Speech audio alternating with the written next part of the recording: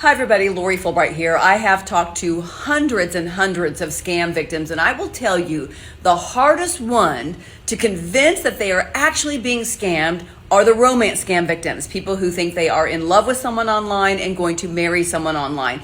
It is so hard to convince those people that it's not real because these scammers, these professionally trained criminals, will not just work these victims for a few days or weeks or months. Sometimes it's years. I had a family contact me and their father was giving up gift cards by the hundreds and thousands of dollars for 7 years to a scammer. Took millions of dollars from them. I have seen people lose their homes, lose their cars, lose their life savings. I have a woman in Oklahoma City who gave up $1 million in a romance scam, a woman at Grand Lake who gave up $125,000. I have a man in McAllister, Oklahoma who sold his 4,000 acre ranch, his home, his furniture, and all of his clothing except for one suit that he was going to wear to marry the person he had sent all this money to. It goes on and on. I went to a man's house here in Green Country and he had already given up $150,000 to a woman that he's only been messaging with on Facebook. Never met her in person, never held her hand, never had a cup of coffee with her.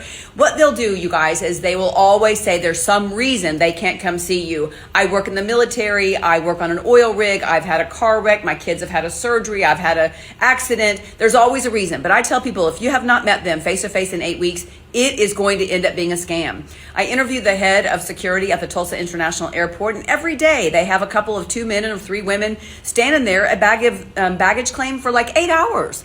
And they're finally like, why are you here? Like, did you lose a bag? And they're like, no, I'm waiting on someone to come marry me who I've been sending money to. You guys, if somebody really loves you, if they really care about you, I don't care what their story is, they don't need money from you. Never, ever, ever send them a gift card. They love those Google Play cards, Apple iTunes cards, Vanilla Visa cards. They don't need that from you. Then they're going to say Bitcoin. Don't send them Bitcoin. Don't send them cryptocurrency. I have a woman who recently sent $80,000 in gold to somebody, or they're going to say money wire transfer it.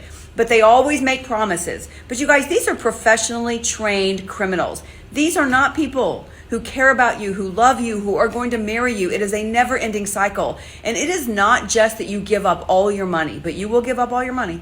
It is that they hurt you emotionally. And I have a woman, and she came to one of my speeches, and afterwards she said, okay, I get it. I was about to send these gift cards to some guy, but now I understand it's not real. But she contacted me a month later and said, I still miss him. You miss what?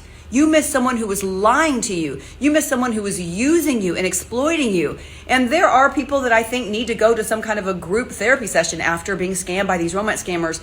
It is devastating. And if you're trying to convince one of these victims, it's going to be a hard task, but you have to try.